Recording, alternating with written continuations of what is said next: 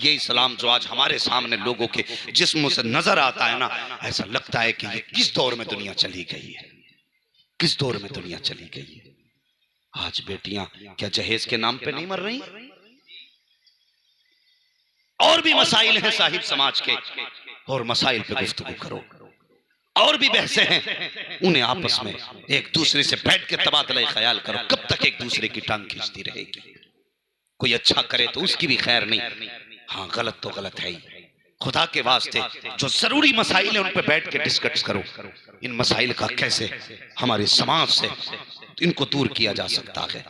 बेटियां आज भी रो रही हैं, आज भी बेटियां फांसी लगा रही हैं, आज भी बेटियां मर रही हैं, आज भी बाप जहर खा रहा है, आज भी बाप, अभी कुछ दिन पहले एक बाप ने तो मासूम बच्चियों को और एक बीवी को गोली मारने के बाद खुद फांसी लगा ली। हजारों जनाजे में आए थे, लोग कह रहे थे कितनी भीड़ है जनाजे में, देखो तो सही, चार चार जनाजे एक साथ उठ रहे हैं। मैं कहता हूँ खैरत आनी चाहिए जनाजे में आने वालों को। आज तुम कांधा देने तो आ गए, कैमरे के आगे खड़े हो गए, लो हम कांधा देने आए हैं। क्या कि अच्छा होता अगर जिंदगी में इनके दस्तरखान पर एक एक रोटी का पैसा पहुंचा दिया होता। आज चार जनाजे एक साथ एक कांधे पे नहीं उठाए जाते। बेशक बेशक बेशक तकलीफ होती है। ये कौम मैयत के बाद रोटी देने तो पूछ जाती है। इस कौम को जब बीमार भूखा होता है तब उसकी भूख नजर क्यों नहीं आती? बताओ मुझे, तुम्हें गरीब नवाज का लंगर तो याद है, तुम्हें यतीम की भूख याद नहीं। तुम्हें गौस की बिरयानी तो याद है, तुम्हें बेवा के दस्तरखान पे रखी हुई सूखी रोटियां क्यों दिखाई नहीं देती? मुझे बताओ, आज दुनिया बारिश मांग रही है, हम हकदार हैं बारिश के? और हम पे तो पत्थर गिरे होते अगर मदीने में आमिना का लाल जल बगर ना होता। ये सच्ची कहानी है। अगर हुजूर ना होते हम तो जीने के भी हकदार नहीं थे, नहीं थे जीने के हकदार। आज बंदा मर जाता है गरीब तो कफन के चंदे कर लेते हो, अगर गरीब बीमारी में पड़ा होता है उसकी दवा के लिए चंदा नहीं होता? क्यों नहीं होता उसकी दवा के लिए चंदा? तकलीफ होती है। एक साहब ने बताया मैंने 5 लाख फलान लामा के फंड में डाले, काय के ज़कात के। मैंने कहा तेरे गांव में कोई बेवा ना थी, कोई यतीम नहीं थी? गर्दन झुक गई। कहने लगा साहब वो भी तो दीन का काम कर रहे हैं। मैंने कहा उसे देने वालों हजारों थे, उसे देने वाले तो लाखों थे। क्या किया अच्छा होता तूने 4 लाख उसके फंड में डाले, 5 लाख उसके ट्रस्ट में जमा किए, इसलिए ताकि रिश्ता तेरी मौलवी से मजबूत हो जाए, ताकि ताल्लुकात तेरे मौलवी से अच्छे हो जाए। उन 5 लाख को 10 जगह बांटता और हर बेवा को 50-50 हजार देता। मैं नहीं जानता कि तेरे 4 लाख देने से मौलवी कितना राजी हुआ है, लेकिन इतना जानता हूं अगर 50-50 हजार हर बेवा के घर पहुंचा देता, खुदा की कसम गुंबद खजरा वाला भी राजी हो जाता, काबे वाला भी राजी हो जाता।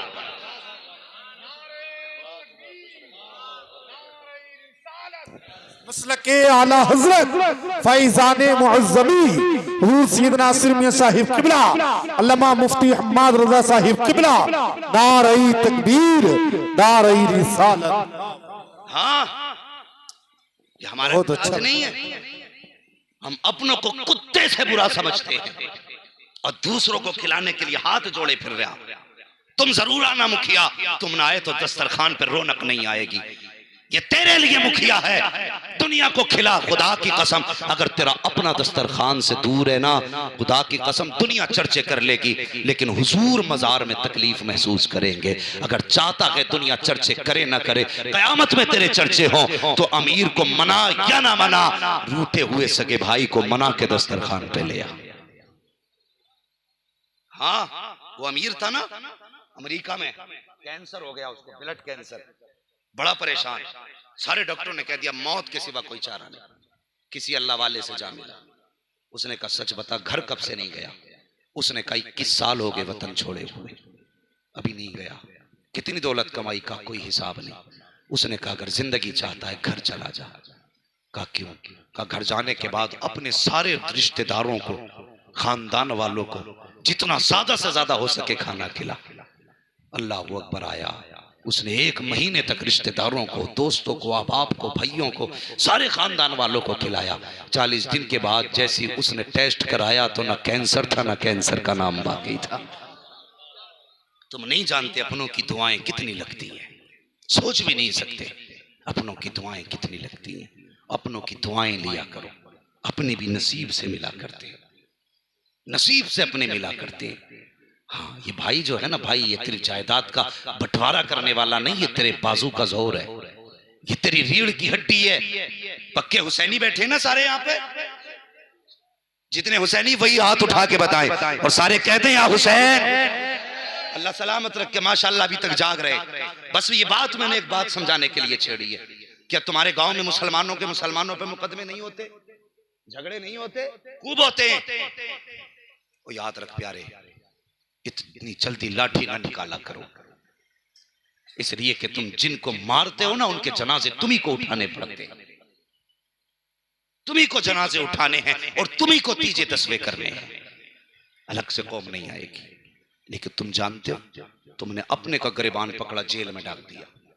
कचहरी में जाके देखो, भाई भाई, एक इस तख्त पे बैठा वकील के, दूसरा उस तख्त पे बैठा, दोनों की कहानी ये है। ये अपने वकील से कह रहा है ऐसी दफा लगाना जो 10-20 साल के लिए अंदर चला जाए। वो दूसरा भाई सामने बैठ के कह रहा ऐसी लगाना जो 15 साल तक ये दुनिया ना देख पाए। और जालिमो, तुम अपने अपने मन की भड़ास निकाल रहे हो। बता, कल दोनों के जेल में जाने के बाद जब ये बच्चे यतीमों की तरह फिरेंगे, इन बच्चों के सर पे हाथ रखने के लिए कौन आएगा? बताना, कौन से नबी का कलमा पढ़ा है तूने? मुझे भी समझा। तुम्हें लगता है एक जलसा जन्नत बांट देगा? मुझे जन्नत बांटनी नहीं आती। मेरा अपना उसूल है, मैं आईना हूं, दिखाऊंगा दाग चेहरे के, जिसे खराब लगे सामने से हट जाए। कौन आएगा बचाने के लिए इन बच्चों को? अच्छा लगता है हमारे बच्चे यतीमों की तरह गलियों में चक्कर लगाएं, बाप के होते हुए लावारिस घूमे? शर्म आनी चाहिए। अपने भाई को फंसा के कुर्सी पे टांग रख के कह रहा मुझसे बैलने चला था। होश नहीं है तुझे? पूछ इन उलमा से। मेरे हुसैन ने 71 लाशें करबला में उठाई थी। कितनी? सारे बोले कितनी? 71 लाशें उठाई, लेकिन 70 लाशें उठाई तो कमर तक हाथ नहीं गया।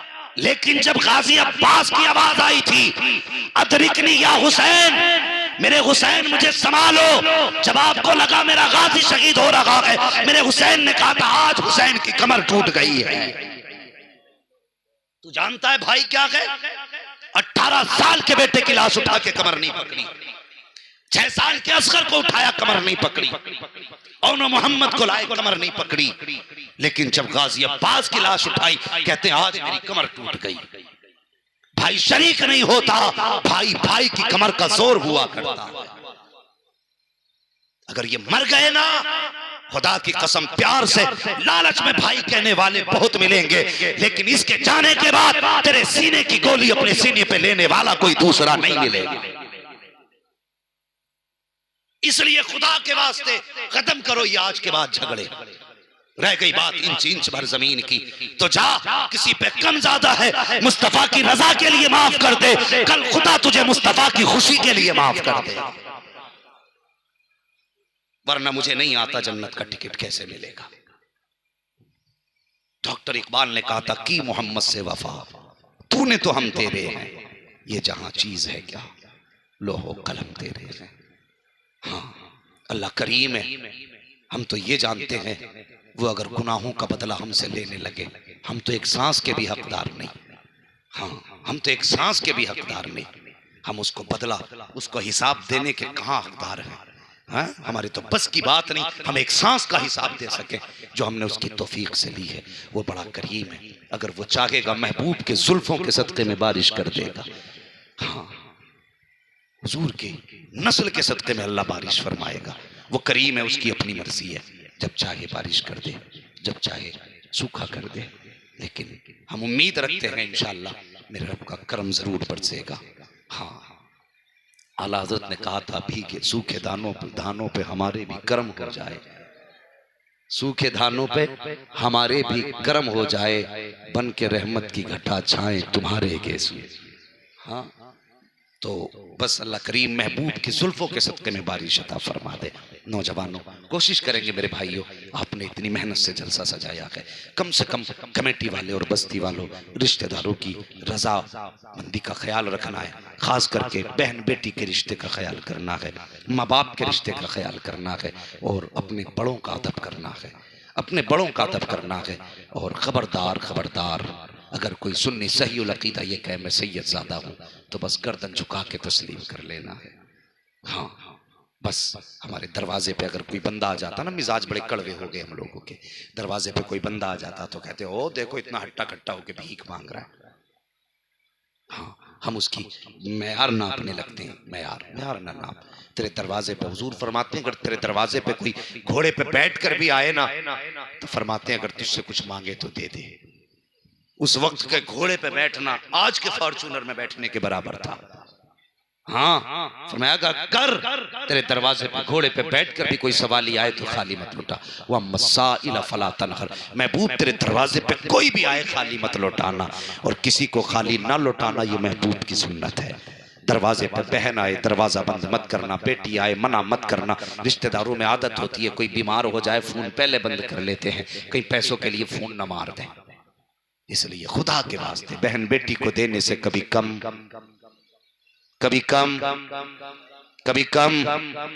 नहीं होता है।